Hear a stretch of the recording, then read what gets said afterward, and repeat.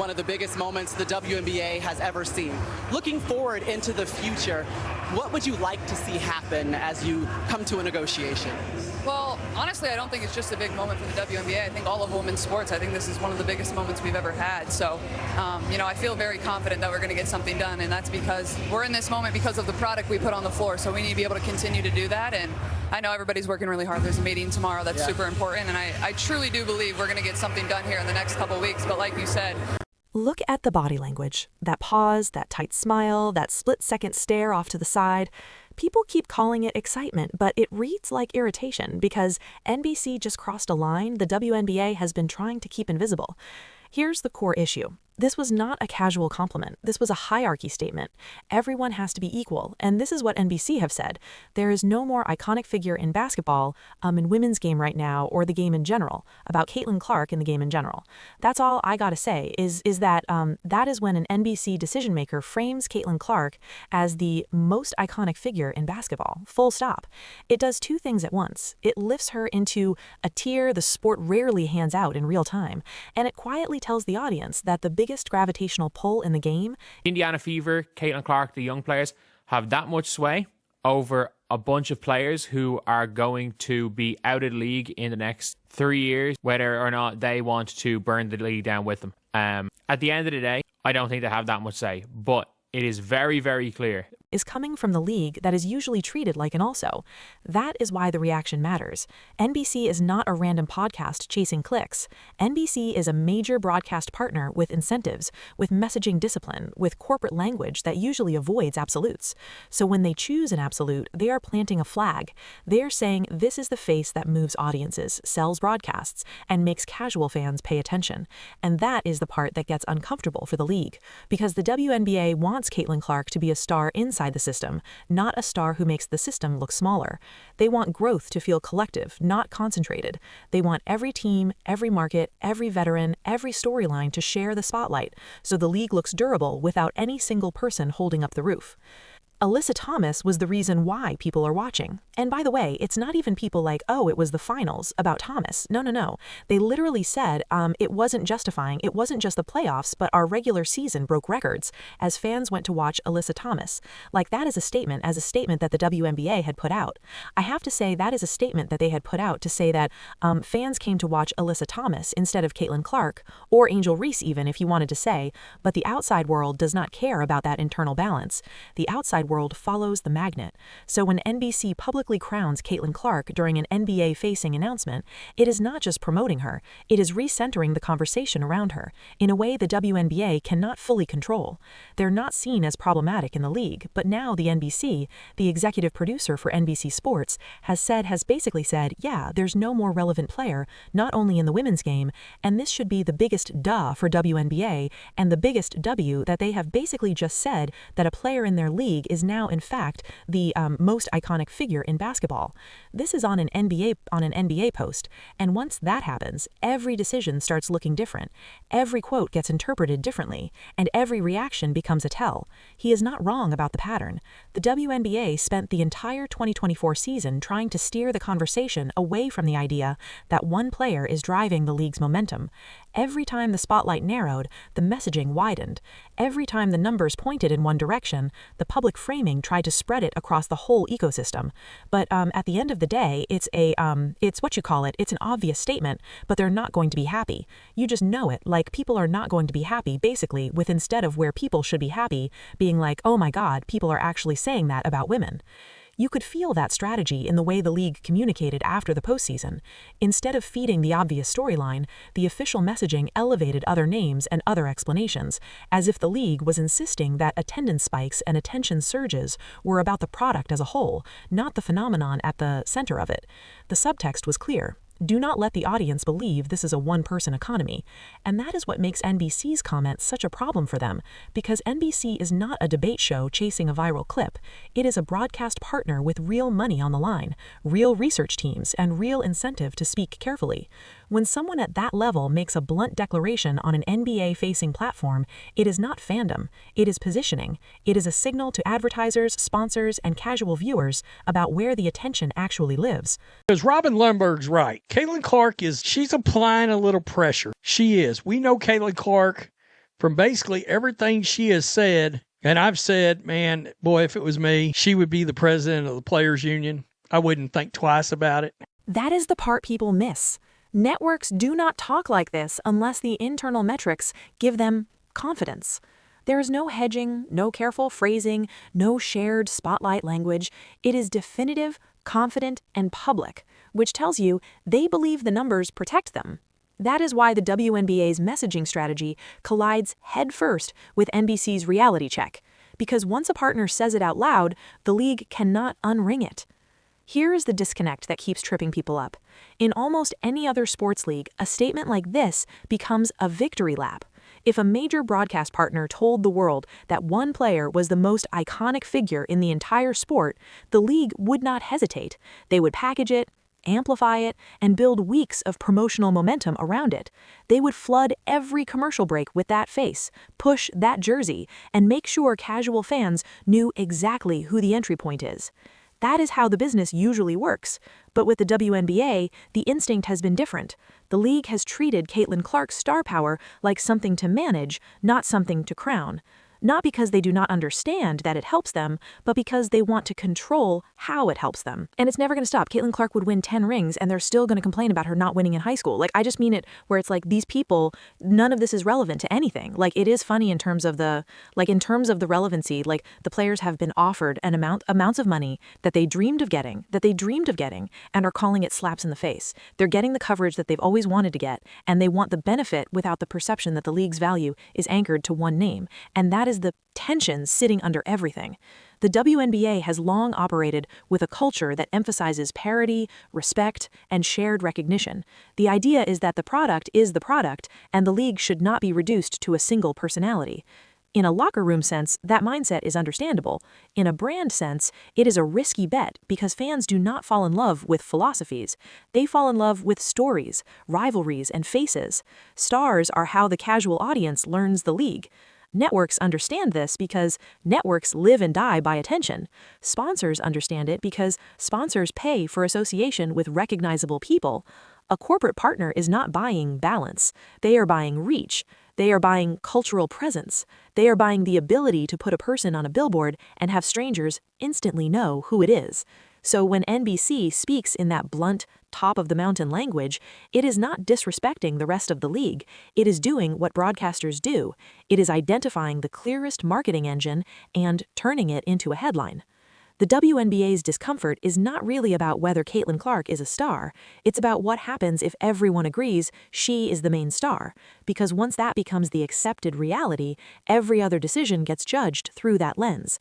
Every schedule choice, every TV window, every ad campaign, every quote, and the league loses the ability to pretend the attention is evenly distributed. That is the collision point. NBC is speaking the language of business, while the WNBA is trying to speak the language of principle. That whole Sheryl Swoopes situation is the cleanest example of what is really going on, because it was never just about a misquote. It was about how quickly the conversation shifted away from the substance and toward protecting the posture. Here's what happened in plain terms. A media report circulated that Sheryl Swoopes had framed Katie Lou Samuelson as more important to the Indiana Fever than Caitlin Clark. Then Sheryl Swoopes pushed back and clarified that her point was not more important, but equally important. If you Fever are better without Caitlin Clark is one that was used. It's used by commentators. Like, to be fair, at least no one's gone full Sheryl Swoopes. The fact Elle Duncan apologized to Sheryl Swoopes is still one of the craziest things. So basically, Elle Duncan said that Sheryl Swoopes said Katie Lamson was more important to the Fever than Caitlin Clark, and that's what Elle Duncan recorded. The reporter apologized for the wording, and what should have followed was a simple, obvious question. How does anyone land on equal in the first place? But that is not where the energy went. The energy went toward defending Sheryl Swoopes, defending the intent, defending the principle of the take, and treating the backlash as if it was irrational. The slight difference between more and equal became the entire headline, while the underlying idea stayed intact and largely unchallenged. And that is what reveals the environment. Because to argue that Caitlin Clark and Katie Lou Samuelson carried the same value for Indiana is not just a mild disagreement. It is a distortion of what was happening on the court. Samuelson had a limited role and limited production.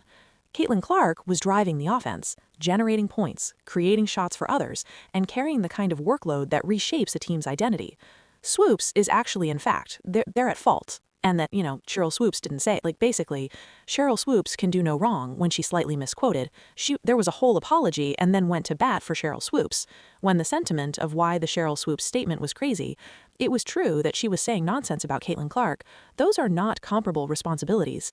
Yet, in this media ecosystem, pushing back on equal was treated like you were doing something wrong, like acknowledging the obvious was the real offense, not the claim itself. That is the pattern. The league's discourse has been so committed to avoiding a single-star narrative that it starts producing arguments that do not match reality. It rewards framing over facts. It protects the idea of balance, even when the numbers are screaming that one player is the engine. And once you understand that, NBC's statement lands differently.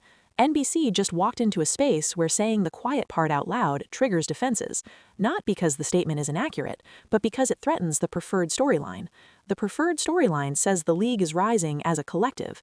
NBC statement says one person is pulling the whole sport into new rooms. That is why people reacted the way they did. Because NBC did not just praise Caitlin Clark, NBC challenged the social contract around how you are allowed to talk about her. Now, take it one step further, because the scary part is this is no longer a debate topic headline. The labor situation is real, and it is already affecting how the league operates. The players opted out. The old deal expired on October 31st, 2025, and as of early 2026, there still is not a new agreement in place. That is why people keep whispering the word nobody wants to say out loud: lockout. And if negotiations keep dragging, the season that sits in the crosshairs is the next one on the calendar, with the league's 30th season, scheduled to begin on May 8th. A delayed start is one thing, a season in limbo is another. Either way, it creates a brutal reality for most players. They go overseas, they piece together income, they keep their bodies sharp, and they hope the spotlight is still there when they come back. But for Caitlin Clark, the risk is different. Her value is not just what she does between the lines. It is the fact that she is happening in real time in American arenas, in prime time windows, inside the mainstream sports conversation. Remove that for months, and you do not just pause a season, you pause momentum. I actually don't know what's going to happen if the WNBA season doesn't happen. I mean that. I don't know what they're going to do. I really don't know what they're going to do, because if the WNBA season doesn't happen, and momentum is the most fragile currency in sports. Be honest about how this works. Overseas leagues have featured elite talent for years, and most casual American fans still did not follow week to week. The time zones are brutal, the access is inconsistent, and the cultural conversation does not travel cleanly across oceans. The player might still be great, but the moment gets quieter. That is why NBC's behavior makes sense. They are not only celebrating Caitlin Clark, they are hedging against uncertainty. If the WNBA calendar gets shaky, NBC still wants a way to keep her visible, keep her in front of the audience, keep her attached to a weekly sports routine. They have already invested in her as a ratings driver, and they are positioning her as a pillar of their basketball identity, not a temporary guest star. So when people ask why that executive statement hit so hard, this is part of the answer. It was not just praise, it was insurance. If the WNBA shuts down play, NBC still has Caitlin Clark on its airwaves talking basketball, breaking down games, staying visible. That is the hedge. They keep her attached to the weekly sports routine. They keep the audience relationship warm, and they keep the story alive even if the league calendar goes dark. That is smart business, but it also exposes the real tension underneath all of this, because it suggests NBC sees her more clearly as an individual asset than the league she plays in is willing to admit. The controversy is not the praise. The controversy is the discomfort. It is the feeling that the league wants to manage her stardom instead of maximizing it, as if acknowledging a singular gravity automatically diminishes everyone else. But that is not how sports brands are built. In the NBA, entire eras were defined by singular stars, and the ecosystem benefited from that spotlight. Michael Jordan became the league's global face, and the league grew. Kobe Bryant became a cultural symbol, and the league grew. LeBron James carried the conversation for 2 decades, and the league grew. Stephen Curry changed the sports style and reach, and the league grew. Role players did not need equal billing for everyone to benefit from the bigger stage. The NFL operates the same way. Quarterbacks become the face. Patrick Mahomes is everywhere because he moves attention, and attention moves money. That is the reality the WNBA is wrestling with. They have a player that a major broadcast partner is willing to center as the face of the entire sport, and instead of leaning into it, they keep trying to dilute it. This is the kind of star power leagues spend decades praying for, and instead of building an entire era around it, the WNBA keeps hesitating, like it is trying to find a way to acknowledge reality without upsetting anyone. That approach sounds noble, but it is not how you hold a cultural moment. Moments do not wait for perfect messaging. You cannot run two models at the same time. You cannot be the league that insists the spotlight must be evenly distributed and also be the league that knows the spotlight is what brings new fans through the door. At some point, you have to choose a primary strategy because the market will choose for you. What makes NBC's statement even heavier is where it was said. This was not framed as she is the biggest thing in the WNBA. It was framed on an NBA platform inside NBA coverage in a context that automatically places Caitlin Clark in the same mental tier as the biggest names the sport has produced. It puts her in the same room as LeBron James, Stephen Curry, and Giannis Antetokounmpo, and then it implies she is the one pulling the strongest attention right now. That is not a women's sports sympathy statement. That is not a nice thing to say. That is a cold business assessment about who moves the needle with viewers, who drives engagement, and who can be leveraged as a tentpole for programming. And the WNBA should be celebrating it loudly, consistently, and strategically.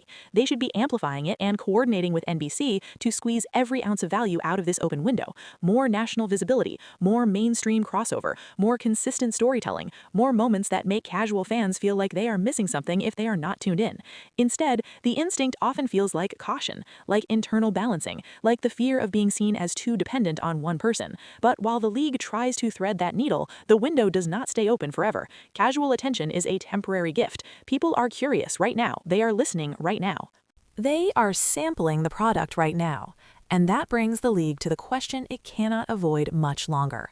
Are you going to build around the star you have, or are you going to keep trying to pretend the moment belongs to everyone equally while the moment quietly moves on? So here's the uncomfortable choice sitting in front of the league. Do they want to be morally consistent about equality, or do they want to win the attention economy?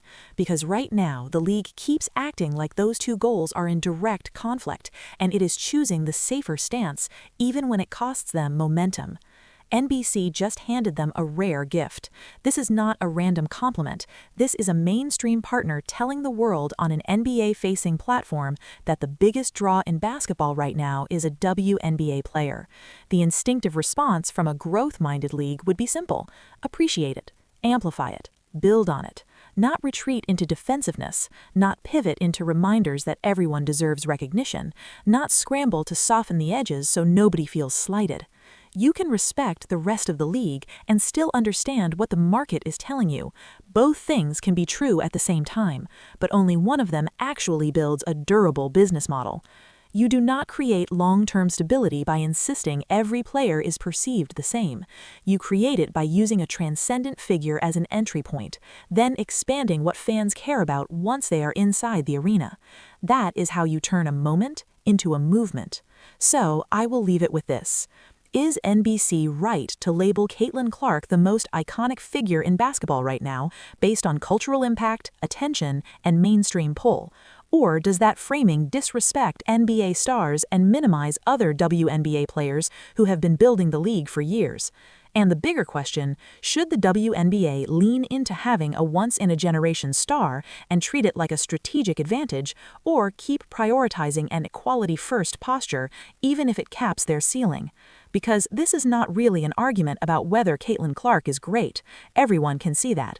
This is an argument about whether the WNBA is willing to accept what the marketplace is already saying out loud. NBC did not create the moment. They just confirmed it publicly in the most unforgiving arena possible. The NBA conversation, where compliments are not handed out unless the numbers justify the risk. The league can treat that as a threat, or it can treat it as leverage. If you lean into it, you do not erase anyone else. You use the spotlight to build new stars, bigger rivalries, better storylines, and more money for everyone. You turn first-time viewers into repeat viewers. You build habits. You build tradition. You build stability. That is how sports grow. Not by pretending gravity does not exist, but by using gravity to pull the whole league forward. But if you keep resisting it, if you keep trying to sand down the edges and redistribute attention like it is a resource you can ration, you risk missing the simplest truth in modern sports. Fans do not follow principles. Fans follow moments. And right now, the moment is open. The door is open. The casual audience is finally looking in. The only question is whether the WNBA walks through that door and owns the era, or whether it keeps hesitating until the world moves on to the next shiny thing. So pay attention to what happens next. Not the statements, not the speeches, the choices, the scheduling, the marketing, the partnerships, the way they handle the star they were lucky enough to be given. Because those decisions will tell you whether the league is ready to be successful or whether it would rather be comfortable. If you want the real breakdowns as this unfolds, the behind-the-scenes angles, the power dynamics, and the moves nobody is saying out loud, stay locked in with Courtside Leaks. We've got every angle covered, every leak, every backstage twist, every moment they won't show you. Hit like, subscribe, drop a comment, and share this video. Stay locked in with Courtside Leaks, your home for the truth behind the WNBA headlines.